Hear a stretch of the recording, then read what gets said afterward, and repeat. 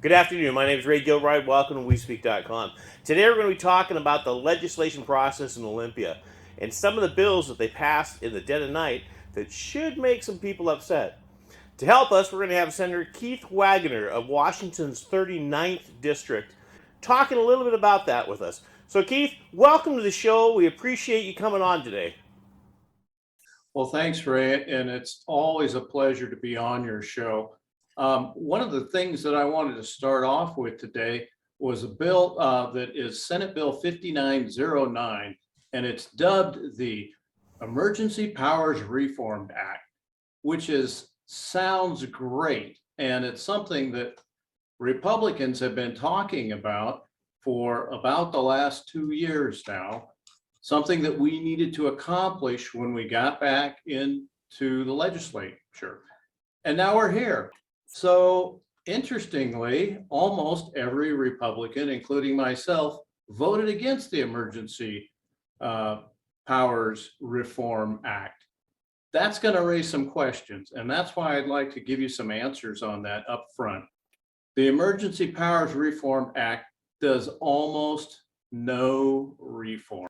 It is clearly a headline bill that the Democrats have put forth so they could say they addressed the governor's emergency powers. And you, of course, are very aware, and you've done some reporting on all the ill that has caused Washington State. But this bill gives the Democrats cover to say, check, we performed emergency powers reform. Now that's behind us, let's move on. And it literally does nothing.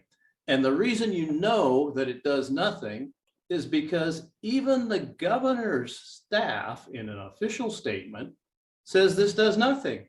So for once, Republicans in the Senate, Republicans in the House are agreeing, I shouldn't say for once, as we seldom do, we're agreeing with the governor's assessment on this bill that the bill does nothing. It makes one tiny change that would allow if all four corners, the leadership in both bodies, in both parties, agreed after 90 days that we could intervene.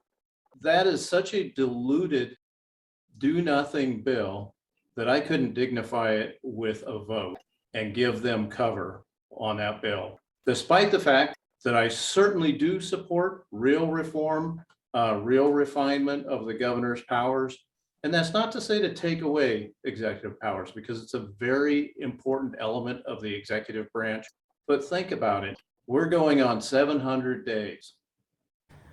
So, Keith, I just got to throw this in there. That's 700 days of total control. 700 days where a group of people in Olympia, Washington changed the life of everybody in Washington State. 700 days of dictating what our children learn, what people could work, what people could not work, which businesses will thrive, which businesses will go under. 700 days of medical treatments being canceled, people dying from cancer and all sorts of other things because they could not get into a hospital. 700 days of total power and telling us what we're going to do. They don't care about the suicide rate. They don't care about the fentanyl rate. They don't care about the harm they've done to our children. They're just playing political games to keep power. 700 days. Is that what we're talking about? Right. And the governor says he's saved lives, and I'm sure that's true. But there's also many lives that have been ruined because of the policies. I'll give you a case in point. In Skagit County, there's a cafe, Billy's Cafe, that not because the staff and the owner chose not to wear masks, but because they chose to allow their customers to make choices for themselves and did not enforce masks, they have come under attack by L&I. As I understand it, the fines are up to somewhere between $300,000 and $400,000 on a tiny cafe that employs a few local folks and feeds a lot of local folks. Now their payroll has been seized by the state. Now that's real harm because of the governor's policy and his continued emergency powers. Now, I heard an interesting quote, and this is a segue into my next topic, which is the transportation bill that was passed in the dead of night, last night. During that debate, the chair of the Transportation Committee, Senator Marco Elias, said, we can't interfere with the governor's powers in the middle of a pandemic.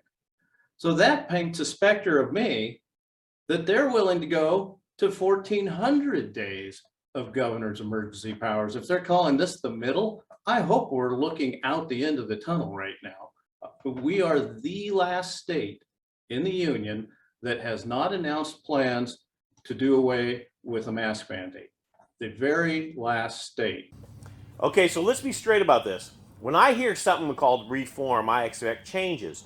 Over the past, we've heard things like prison reform, police reform, things like that, and we see these drastic and many times foolish changes, but at least we see a change. Now, they're calling this reform, but there's nothing changing. They're still keeping things closed down. They're still controlling our lives. They're still picking the winners and losers. It still seems to me like a political game, not a reform bill, a fluff piece, so people think they're doing that, and that's what you're saying, and that is exactly correct. Is that true? That's absolutely correct. All this bill does is allow the Democrats to continue what they've been doing, which is nothing, to curb the governor's powers. So another bill that was introduced, the one that I just alluded to, that does do something, and it's very important for the public to know, is the new transportation bill that was rolled out. So very interesting. I don't know what's worse, the policy that's in the bill or the way that the bill was brought to the floor in the Senate. The Republican plan for transportation has been available really for years. We've been talking about the same thing. We want to bring the retail auto sales tax into the picture.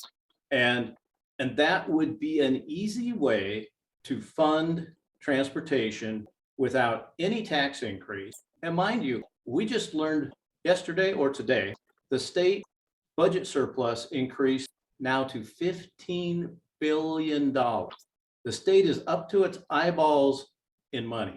And they brought forth, I don't know if you can see, I'm just holding up a piece of paper here, a bill that is going to add taxes across so many sectors, and those all are going to fall on the people who can least afford to pay them.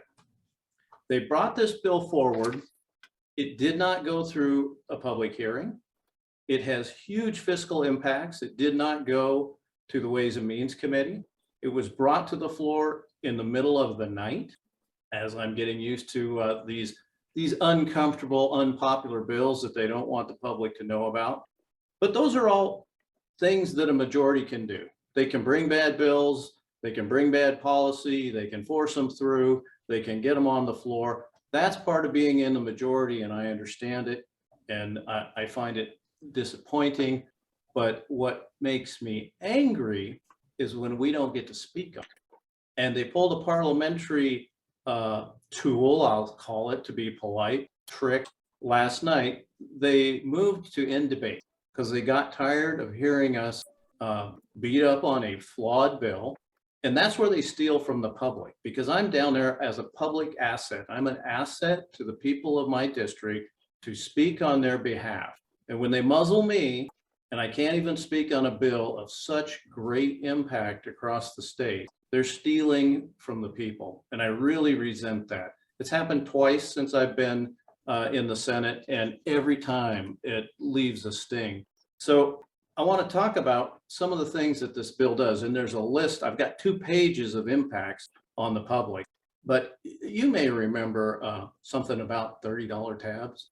The people have voted for that a few times. Yes, anytime, in my opinion, it doesn't matter whether it's Democratic controlled or Republican controlled, but anytime you have a group of people in power who turn their back on the will of the people and say, we're going to do what we want and you can't do anything about it, that's wrong. Now, a lot of times, legally, maybe they have the power to do it, but it doesn't mean it's the right thing to do. It makes me very upset, and I see that a lot more than you know. The other thing is, yeah, the $30 car tabs. We all remember that. We all remember voting for it several times. Everybody saying, yeah, we're going to get our tabs down. And then I remember people coming in like dictators saying, no, you're not. So please tell me more about the $30 car tabs. Where are we at now? Right. And I'll be upfront with you. I didn't support the $30 tabs, but once they passed, I supported the idea that the legislature should make it immediately effective, because that's how it works. I'm not down there to get my way. I'm down there to get things done the way the people want it done.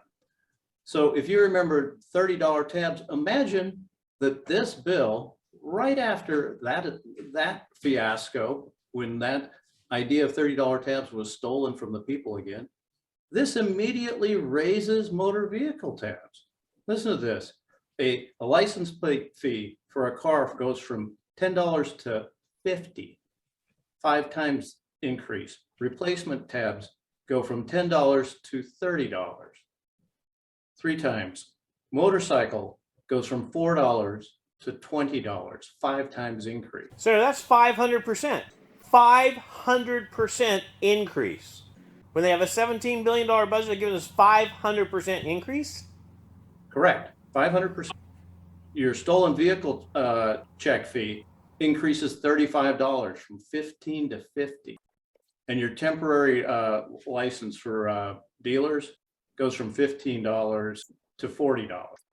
And here's one that stings me, because I had a bill to reduce the cost of the enhanced driver's license. I'm not sure if you're familiar with it, but an enhanced driver's license is a document that's legal for travel because it gives your citizenship on it. Your regular Washington State driver's license, you can't use that for air travel, and you can't use it to get on any federal facilities because it does not affirm your citizenship. Yes, I've had an enhanced license for several years now. It's been very handy. Traveling back and forth to Canada for rugby games and such, we just show that. I don't have to carry my passport. So yeah, it's a very handy tool. Yeah, well, they're a little bit pricey. And if you're the lower end of the economic scale, I was trying to help folks out as part of my Voter Confidence Act. And if you were at 200% of the poverty level or below, I wanted to make those free to those people that, they need some help. They can't afford a passport, which is even more expensive. But we increased those fees now from $32 to $56. So how does that help the people at the lower end of the economic scale? Now, the Democrats are the ones saying they're not going to charge and tax the people at the lower end. They're going after the people at the upper end. But that's an example of a direct tax on the people who could afford it the least. Yeah, they just can't get one. They're stuck. And you might as well tell them you don't deserve to travel because you're poor. And that's really a slap in the face to the people that the left always says they care about, but they take these actions that hurt them. So this transportation package is billions of dollars. It's a Christmas tree of items that their members like. It takes more from rural districts like I represent than it gives. And there was no need for it because we can pay for it with our surplus. And if we wean ourselves off of the gas tax and go with the retail auto sales tax, which is a brilliant idea because there's a direct nexus to transportation, it's cars. There's a built-in inflation protection because cars get more expensive, you pay more. And there's a built-in population correction because the more people who come, the more cars they buy, the more sales tax we get. If I could only convince my friends on the other side of the aisle, and I do still have friends over there, some that I like a lot, if I could only convince them that this is the sensible way, they could be the heroes. People would remember that forever if they adopted our strategy. But on the floor, without any supporting evidence, the chair of the Transportation Committee just said, no, our way is better, and then moved on. We have a superior funding mechanism. So those are a couple of things, Ray, that I thought that our listeners ought to know. There's plenty more where that came from. We've reached the cutoff of House of Origin mark halfway through. So we're going to start hearing House bills and the House is going to start hearing Senate bills. I've been pretty lucky this year in getting some bills off the Senate floor, but we'll see what happens over at the House. Senator Wagner, hold on just 1 second to be clear on this. This bill passed in the middle of the night without any negotiation or talk or anything out. Public didn't know about it. passed off the Senate floor without a hearing, without any Republican input, and that is a protocol faux pas. The transportation bill is historically a bipartisan work, but I guess they just got tired of working with Republicans. It's much easier to negotiate when you're only negotiating with yourself. You know, I have to comment on that a little bit. That bothers me so much. Anytime a group of people, a small group of people, says they have the power to do whatever they want and the masses have nothing to say about it, it's wrong. Do they legally have the power? Maybe they do. Is it right? No, it's not right. They're there to represent all the people and what the people want, not their own private agenda. So I don't care if it's a Democratic controlled or a Republican controlled group of people. They need to listen to the word and the voice of the people, or karma will get them in time.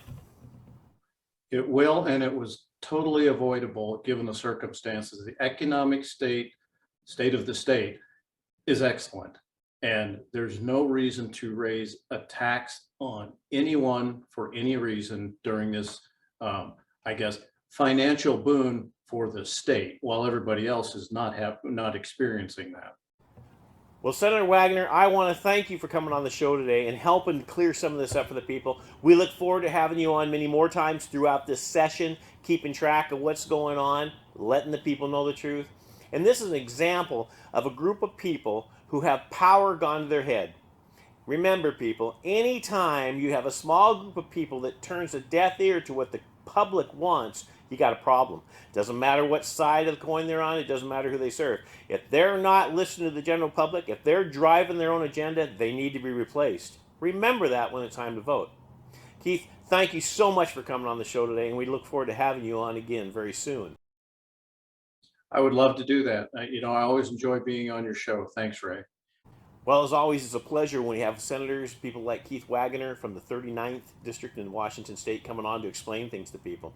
And as he talked about Senate Bill 5909 and Senate Bill 5974, it's important that we do our due diligence, look it up and see what's going on. Why did they pass them like they did? What goes on in there? People, we got to get involved. We can't trust small groups of people if we're not involved. Because we see it all the time where small groups of people break protocol, do whatever they want, march to their own agenda. That does not necessarily mean it's good for everybody. From Ray Gilbride at WeSpeak.com, thank you. Have a great day. Remember, be kind to the ones around you.